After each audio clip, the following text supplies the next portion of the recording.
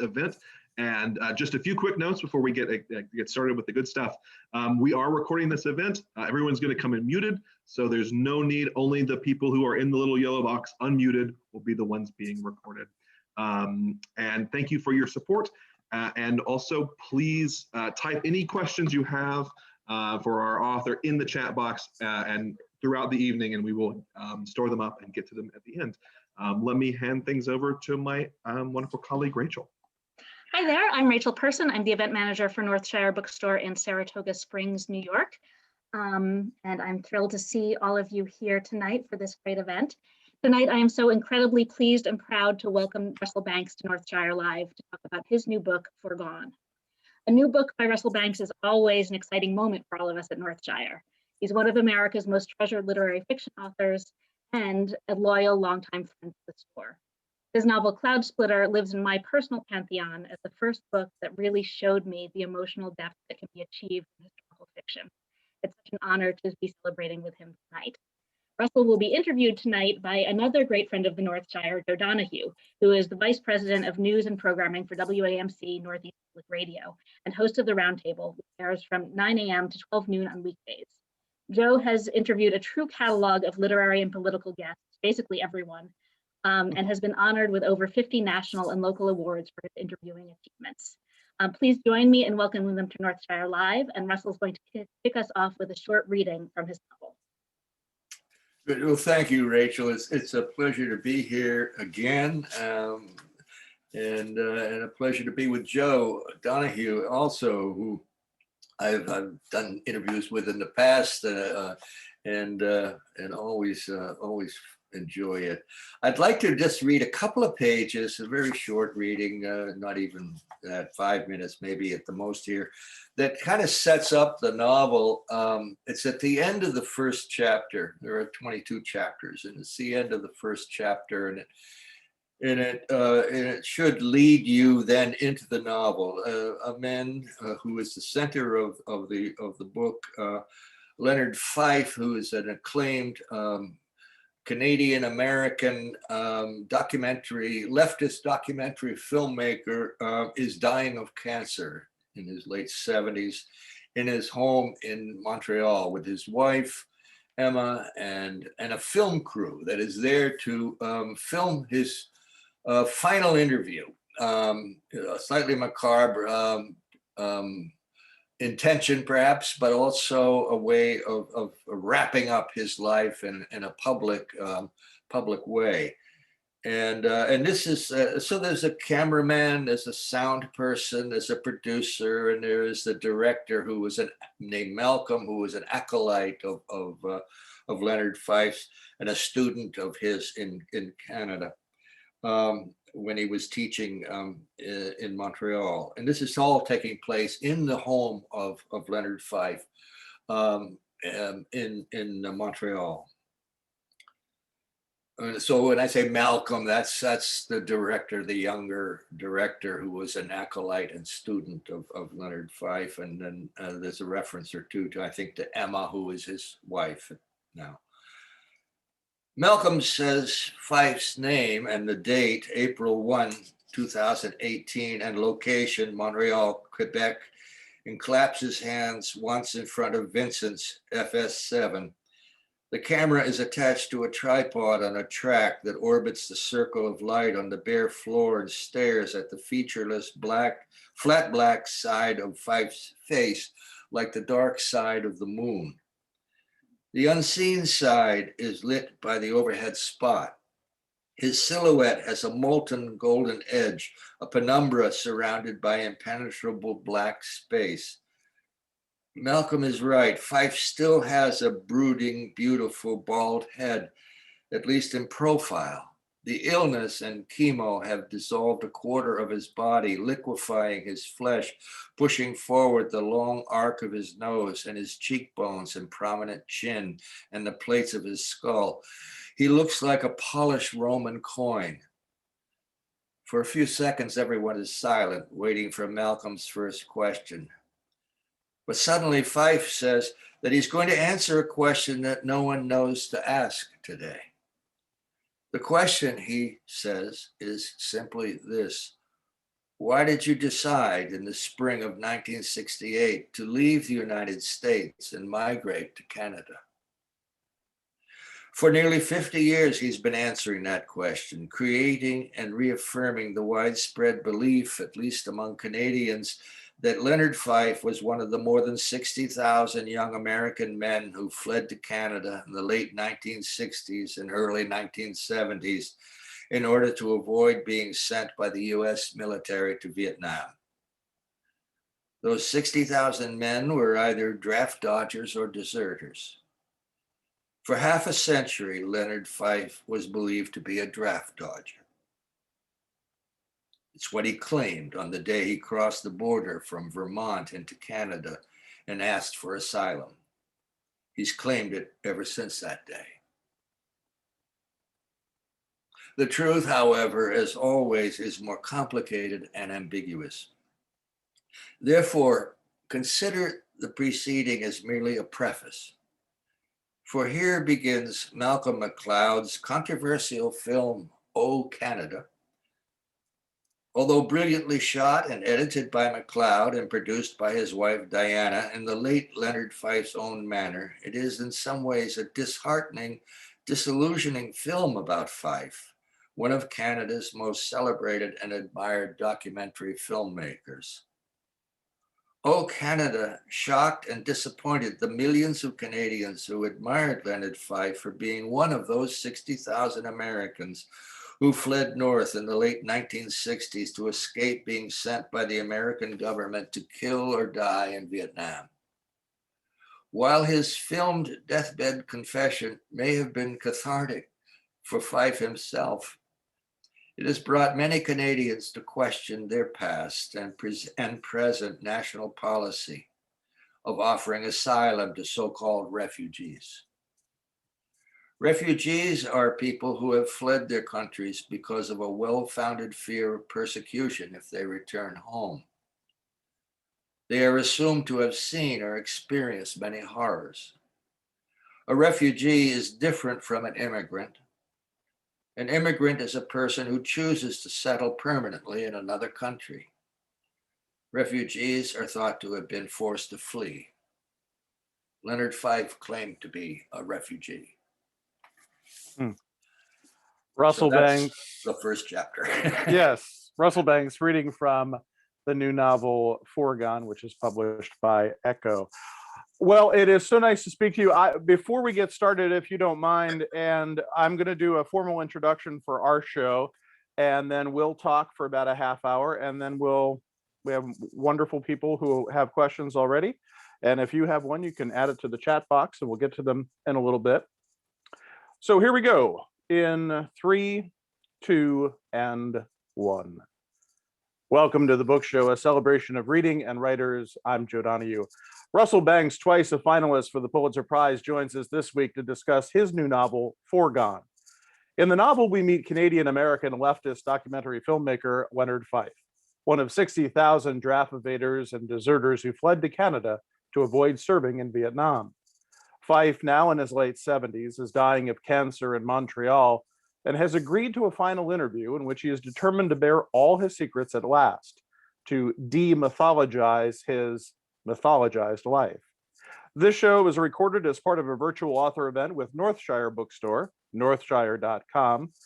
A prolific writer of fiction, Russell Banks' titles include The Darling, The Sweet Hereafter, Cloud Splitter, Rule of the Bone, Affliction, Success Stories, and Continental Drift, just to name a few. It is a great pleasure to welcome our dear friend Russell Banks back to the Book Show. How are you, sir? I'm fine, Joe. It's great to see you, even virtually. Well, it's wonderful to see you. I can't tell you how much I enjoyed this novel. It is a beautiful, beautiful piece of work. And I find what I enjoyed so much about it is I don't know the last time I enjoyed a book so much about a character who is really fairly despicable. And I know that's the risk I took, I think, with it. But it's been true. So many of my protagonists over the years, they're the kind of people you would like to judge, and in some ways dismiss, and not have to think about, and not have to humanize in any way. But those are the people I'm most attracted to, and that's sort of the work that I try most to do, is to take a character like Leonard Fyfe, who is morally compromised through most of his life, and is trying desperately at the very end of his life to find a way to redemption, find a way to redeem himself from the many sins. They aren't crimes, but many sins that he has committed over his life. And the only way he can imagine doing it, I suppose, is to be a character in a novel by Russell Banks. But that's what's happened. But you think of Nick, of Bob Du Bois in Continental Drift, and who's similarly flawed, and John Brown in Cloud Splayer, or Wade Whitehouse in Affliction, and so on. I mean, these are characters who are profoundly, deeply, and in some ways frighteningly flawed, and yet it's important to humanize them, to find a way to see their humanity, and for them to find a way to see it themselves, in themselves, I think. And Leonard Fyfe is sort of in that tradition, I guess. So this is really for him a deathbed confessional of telling people what really ultimately his wife, the truth. And he sees it as his last chance. And there's a documentary film crew, and they want him to tell one story, one set of stories, and he wants to tell a completely different set of stories, which basically is to set his record straight. Right, and he's telling the story in a way that doesn't make sense to the listeners. This was the structural problem and difficulty with the book in some ways, was how can I let a man tell his story in a way that is true to his own subjective experience when the man himself is addled, his brain is addled by illness, he's dying of cancer, by medication, by age, and how can I reveal in a novel what he experiences subjectively, and also reveal in contrast to that what is being heard by and filmed by these more objective and detached listeners, the filmmaker and his producer and his sound person and his cameraman, and most importantly, his wife. So it alternates back and forth between the two narratives. And one narrative is the subjective experience of Leonard Fyfe as he recalls his life, and it's how he recalls it. It's not how he's saying it, however, or how he's revealing it to the camera. And the other is the response of the camera crew and the director as they're listening to him, and it's not quite making sense. It's not quite cohering for them. And it's certainly in stark contrast to the kind of questions they had already raised. Which makes it so fascinating, because they're continually, the people in the room are continually asking him, guiding him in some ways, asking him, did that really happen? Or perhaps you can tell us more about this. He's having a regular running conversation with his wife. I want to tell you this. And she said, well, I know what I need to know. I don't really need to know anything else. I wondered, to write that, you said there were challenges. Did you make the decision that you had to know what the truth was before you could hear his version of it? Gee, that's a tough question. It's a good one. How much did I know about his story before I got him to tell it? Is that what you're saying? Yeah, because it's so gauzy in places, and it skips. So do you have to know and have the structure of what it is, or do you want to be like us in the sense of not really sure as to where all those pieces are? I think I had to invent it as I went along to a large degree. I knew the rough outline of it. I mean, from the first chapter, he's going to die by the end of this book. it's not exactly a secret. Spoiler alert. and you know he's going to be revealing some unseemly truths that are going to run counter to his publicly perceived persona. And you know that. I knew that much certainly at the beginning. I also knew that I was going to take him back to a lifetime of personal abandonments of responsibility, and more particularly of an inability. I was going to take him back to an inability to properly love the people who loved him. In the end, it's a book about love, and about the difficulty of it, and the need at the end of life to somehow understand that and try to express that when you have spent most of your life in denial of that, and most of your life, in effect, betraying that. You write later in the novel, it is another reason for wanting Emma there. She is the only one who can bridge the gap between his memories and his description of them, as if he is speaking in a language that only she and he understand. He and Emma are his brain's only native speakers. This is love, is it not? That is a beautiful line. That idea that those two are the only native speakers of that brain. Yeah, that's terribly important to me in this book. I mean, that's the spine of it in some ways, is the attempt to find a way to evoke in oneself the quality of attention that we call love. There's a moment in the book where the young woman who's the sound person in the film crew takes the mic off him and moves it and all. And, you know, he's in his late 70s and he's ill, and he's you know, he's lost half his body weight. He's in a wheelchair, and this very young 20-something-year-old woman brushes up close to him and in an intimate way to remove the microphone. And he pays incredible attention to her. And it's not lust of any sort. It's just like her physical presence is incredibly powerful to him.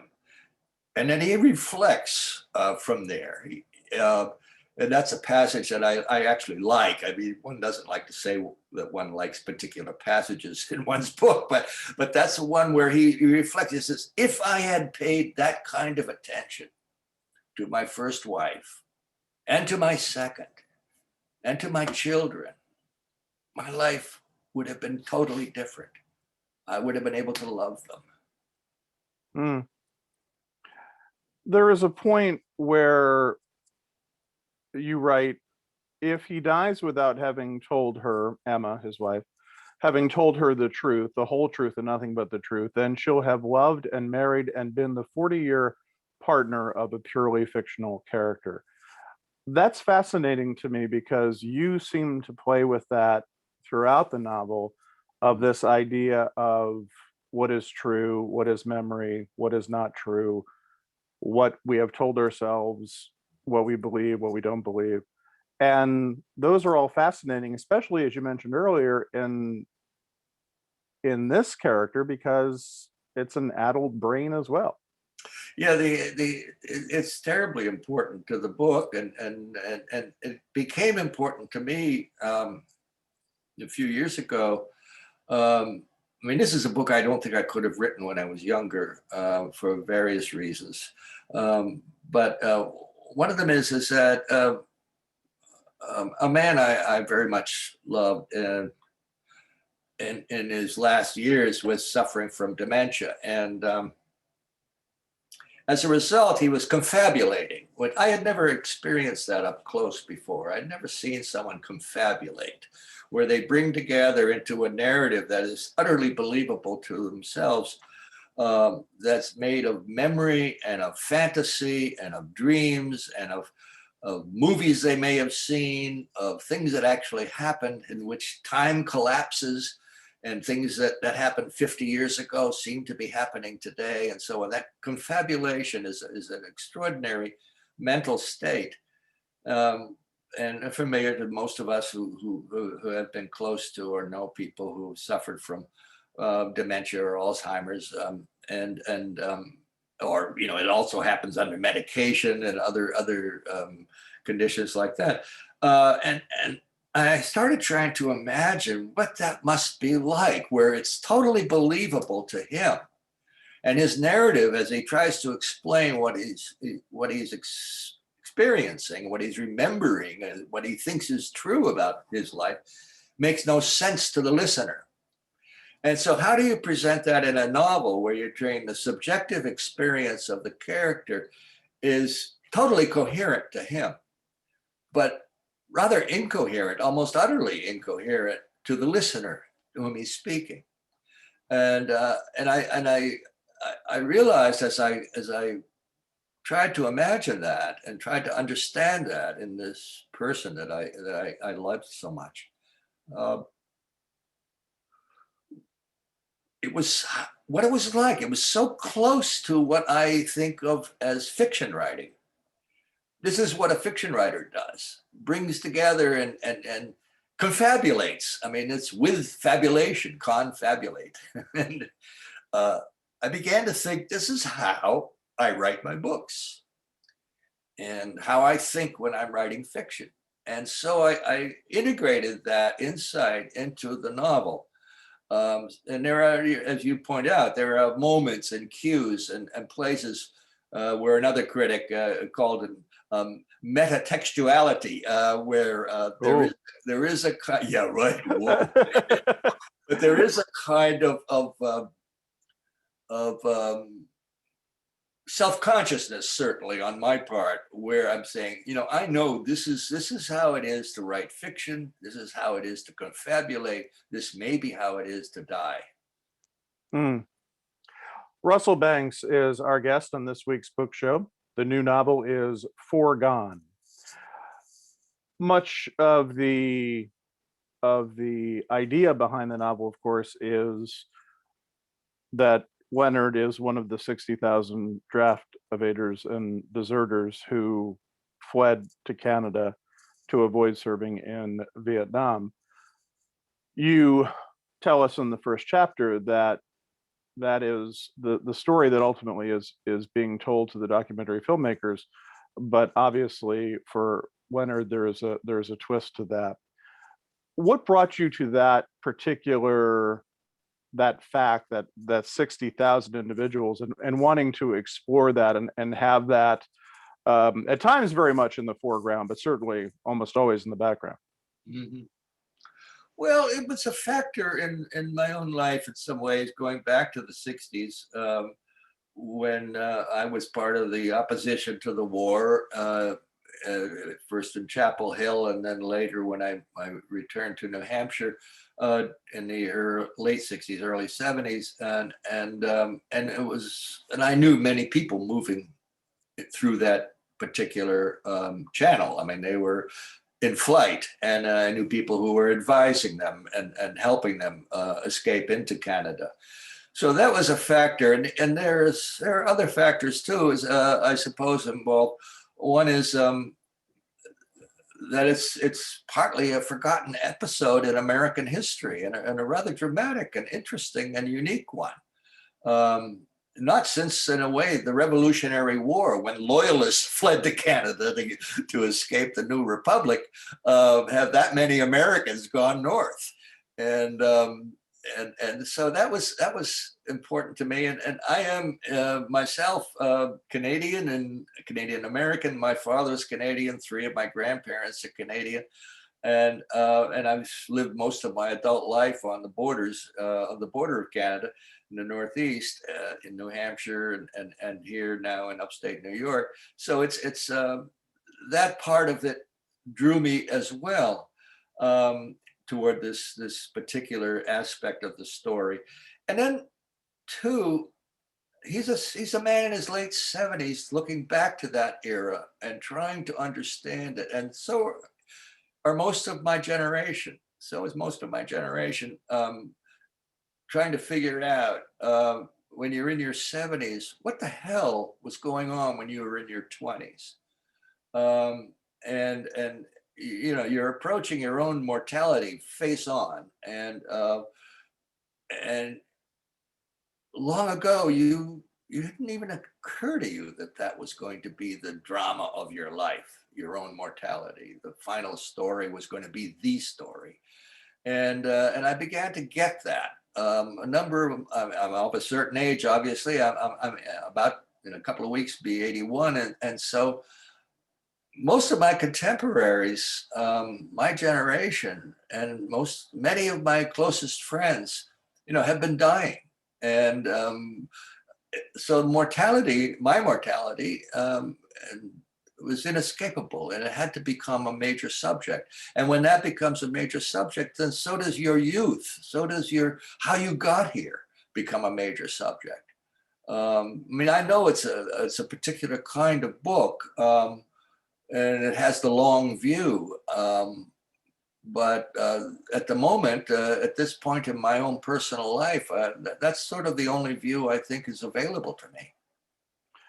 What is so fascinating, though, is that for the filmmakers, for those who want to know more about Leonard's life, they're asking questions about that larger issue of going to Canada, as well as his films and what he saw and what he got on film at any given time. And those are the questions they want to ask. Those are the questions on those cards. And as I mentioned, he has his own ideas, but his story eclipses that because there's so much, even as a young man, by the time he gets to Canada, has lived a hell of a life. Yeah.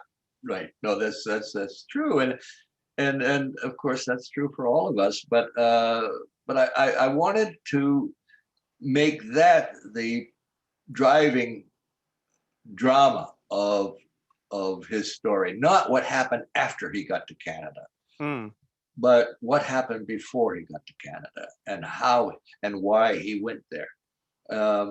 And I you know, I hope that is clear, and I hope that that's also dramatically engaging and interesting as well, and revealing too. I mean, as I said, you know, I'm at an age now where I look back and I say, what is more responsible for my character, the shape of my life, the relations that I treasure in my life. What's more responsible for that than those early years? And so you're forced to examine them again and go back and look at them closely and evaluate them as much as possible from this distance. I think it is also interesting that film is such a part of this. I know your interest in film. I know that you have spent many years with film festivals and working in and around that. So that also is something that comes very much as to, we are told throughout the book that the power of editing. We can take this story. You can tell Leonard, you can talk all you want. You can talk for 2.5 hours. You can tell us this. This may end up being 7 minutes on screen, maybe. Right. Yeah.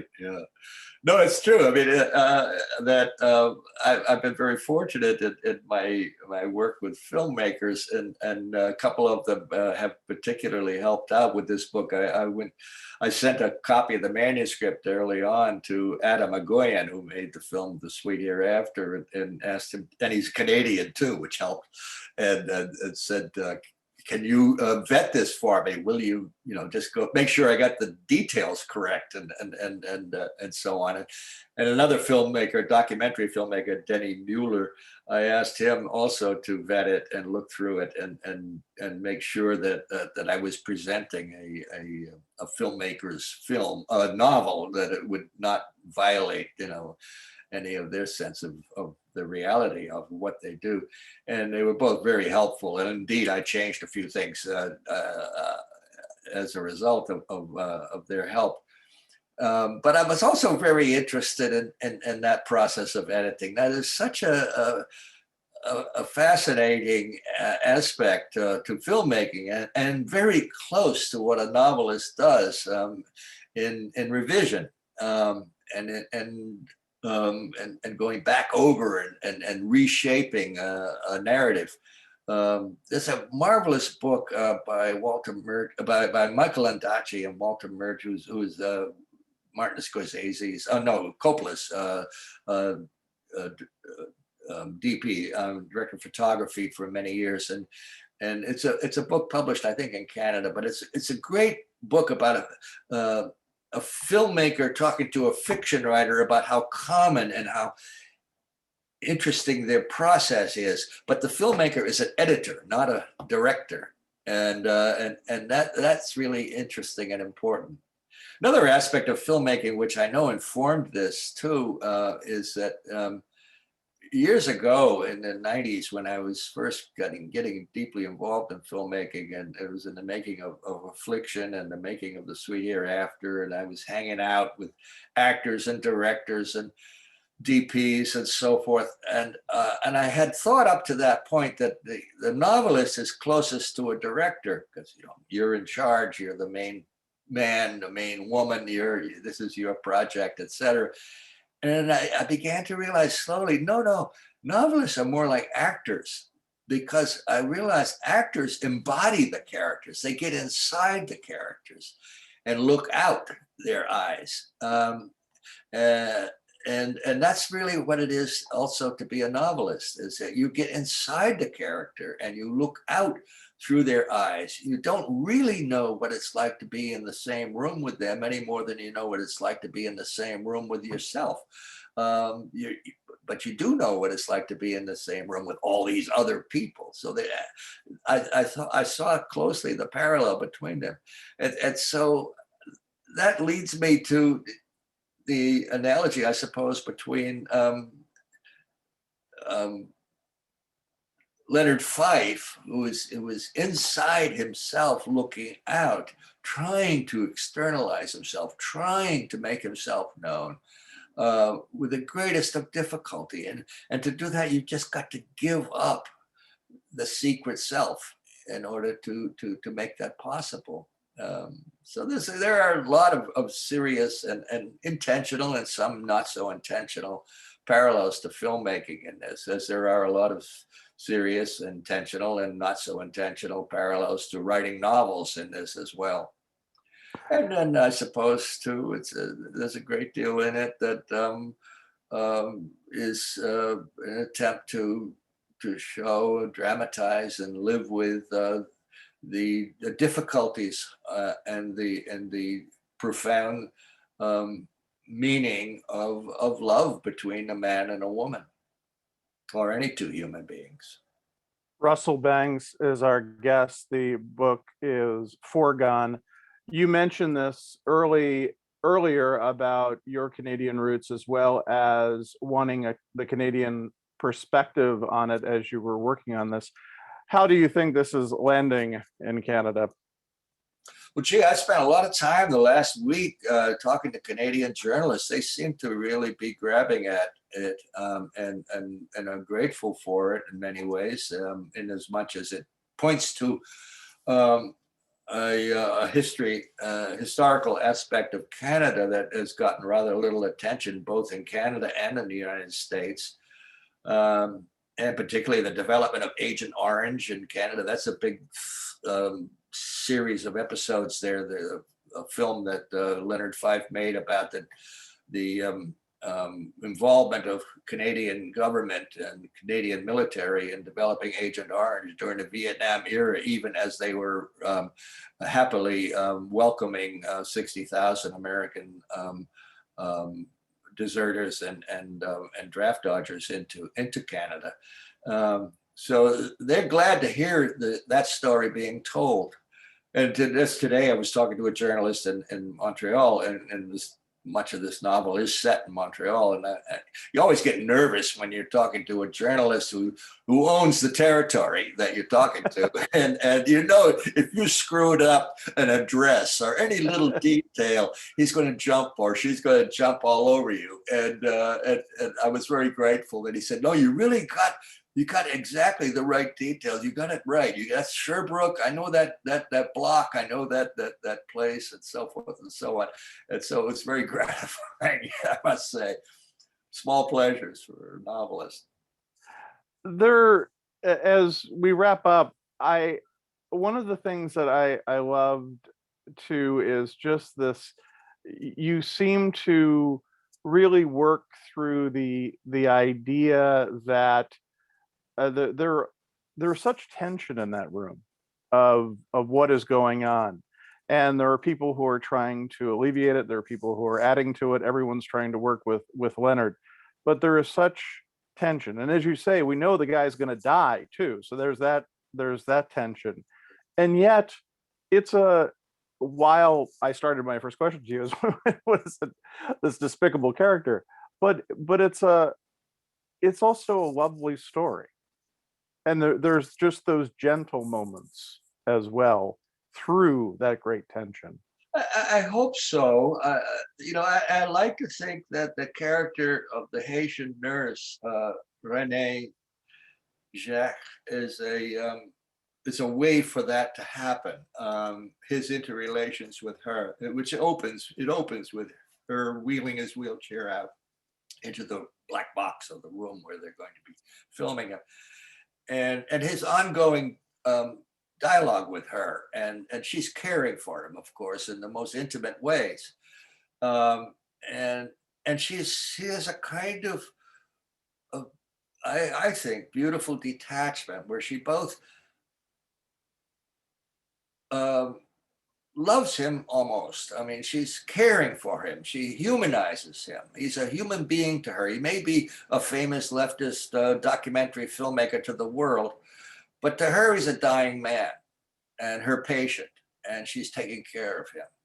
And I hope there's an important kind of transaction goes on between the two of her, and she functions in the novel to me sort of like a Greek chorus in a way. She's, he's unreliable, the people around him are unreliable, but she is clearly reliable.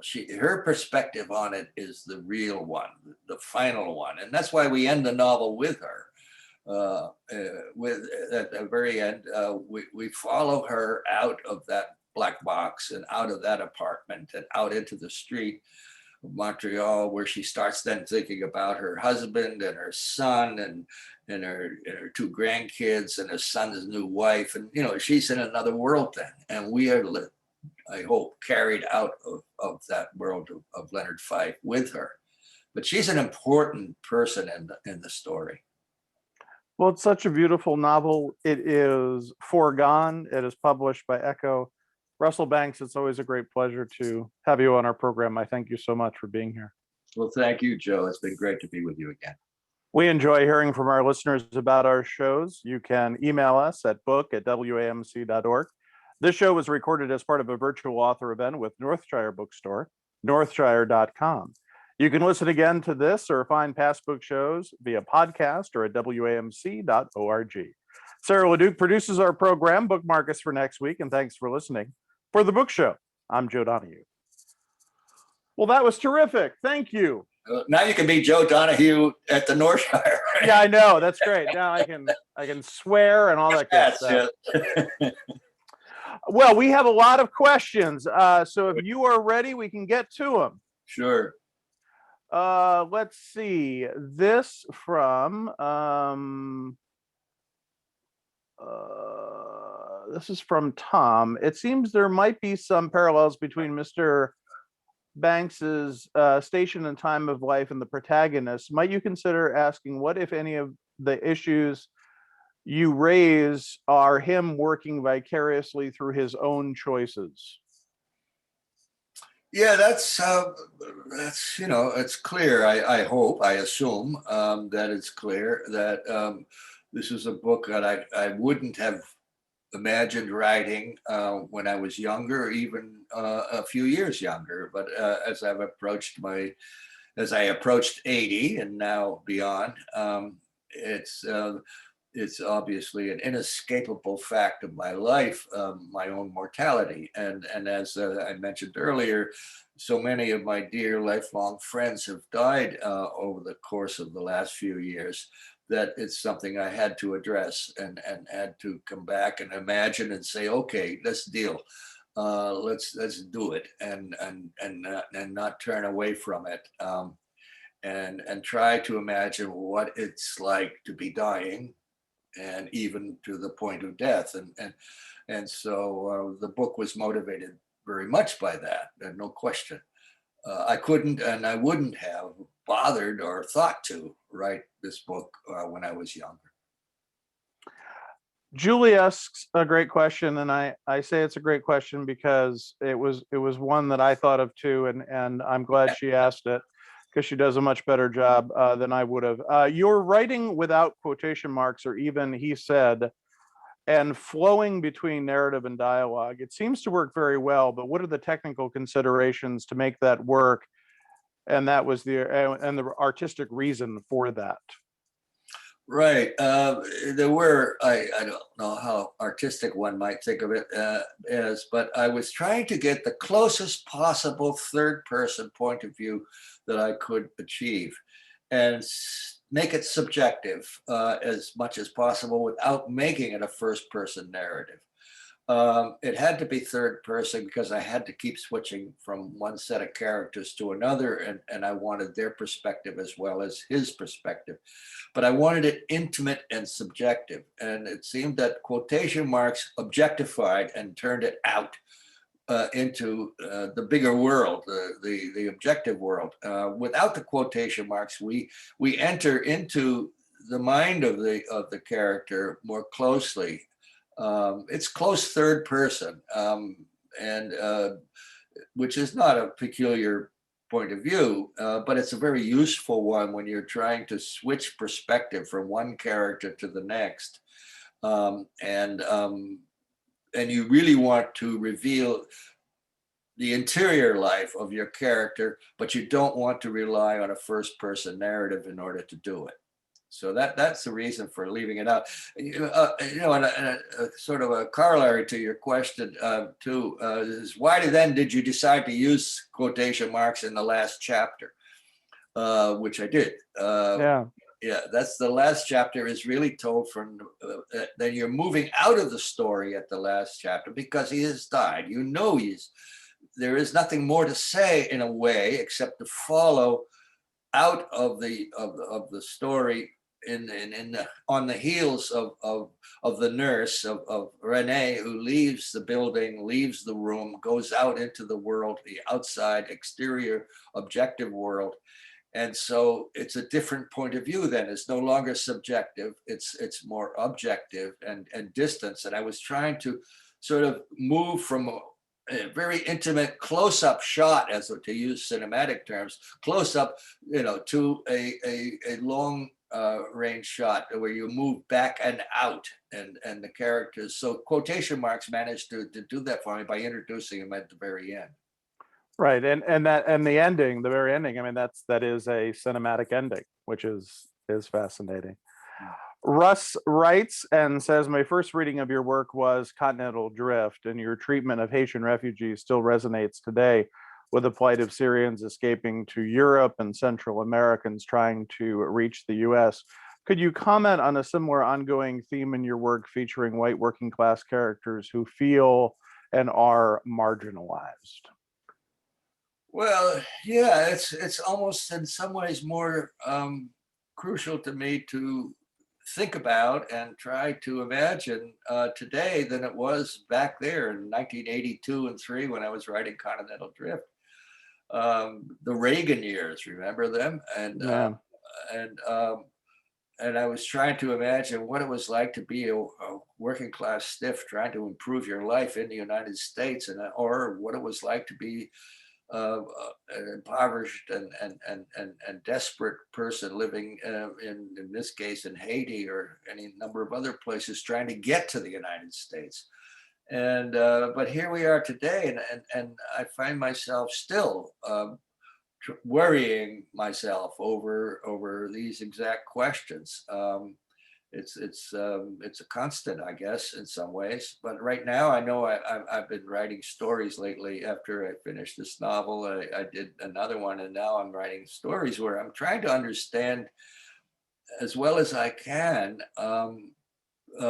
people who have supported Donald Trump, for instance, over the last 5 years or so, and really trying to understand them because they're my neighbors and many of my friends in upstate New York and up in the Adirondacks where Chase and I spend most of our summer months.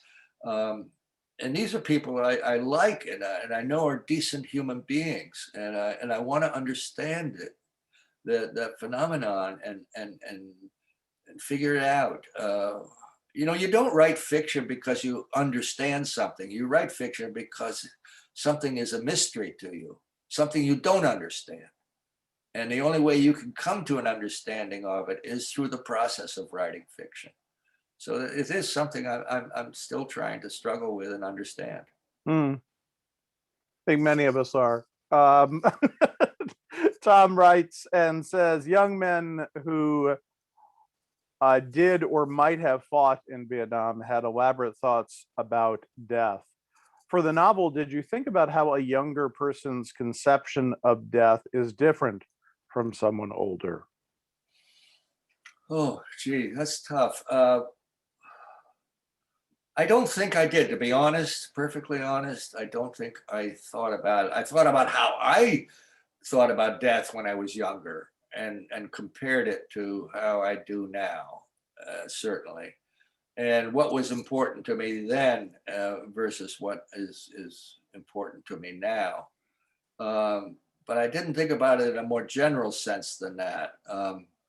And I'm not sure that I should. I think I think about it in terms of my children, certainly, and other young people that I know personally and I'm deeply attached to, and so on. What do they think about it? But I don't really think about it too much in a general way.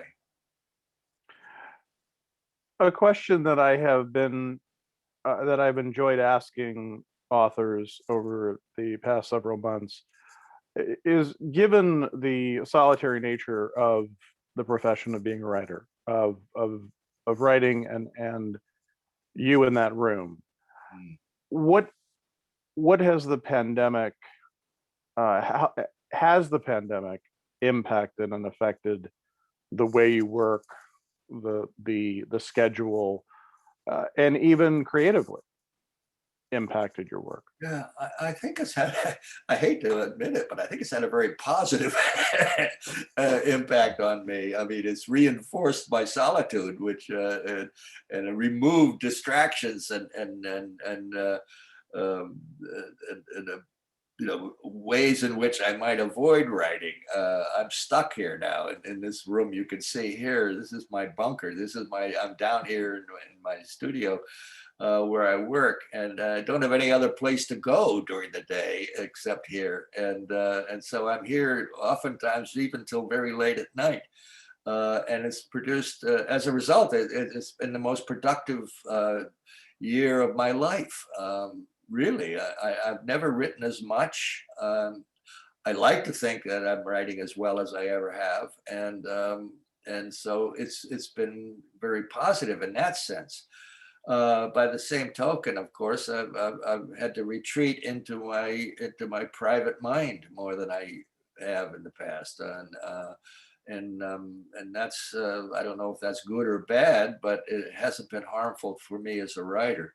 You know, and I'm very fortunate in that I don't have to concern myself too deeply about how can I afford this financially, and also you know, my health is good, and so I'm not too afraid. And so it's all in some ways been positive, even as it's been obviously a national and international, a worldwide tragedy. I'm very conscious of that, but personally and privately, it's enforced a kind of solitude that I only had to in the past will, and now I don't have to will it; it's imposed upon me.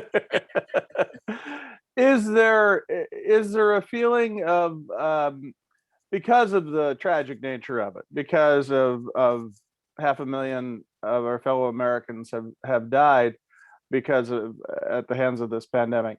Is there a like a mood of the room kind of thing that is a pall or a wet blanket that is there that wouldn't be there normally? I don't know. I've always been slightly morbid anyhow. And so this just helps. I didn't need much to emphasize it or develop it. It's always been there. And so I don't know. I think that it has engaged me in the world in a more compassionate and sad way than I had before. This loss, 500,000 people, and this just in the United States, and all across the world. It's catastrophic, and I, in my lifetime, have never had to deal with anything quite this catastrophic. Maybe if I had gone through World War I up close in Europe or something like that, or who knows, there are other things we can point to that might have that same impact, but it does have an impact. It's a thunderclap in your heart that just comes on, and you just stop, you stop and listen and look, and you want to weep. I want to thank you so much for spending time with us. I want to thank all the folks who joined us tonight, and of course, those who asked questions. I think we got to all of them.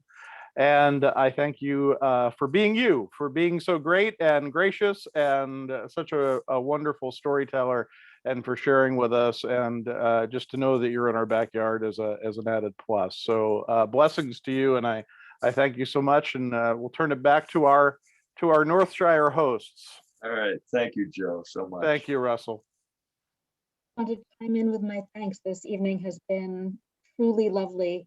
A real pleasure to get to start the weekend with such wise words and lovely conversation. So thank you both for your time tonight, Russell and Joe. Audience, the book is Foregone, and you can order it at northshire.com. The link was in the chat and is also in the confirmation email you got from Eventbrite, so you can order it there. And we'll see you all next time at another Northshire Live. All right, great. Be well. Thank you. Bye-bye. Thank you. Bye-bye. Bye.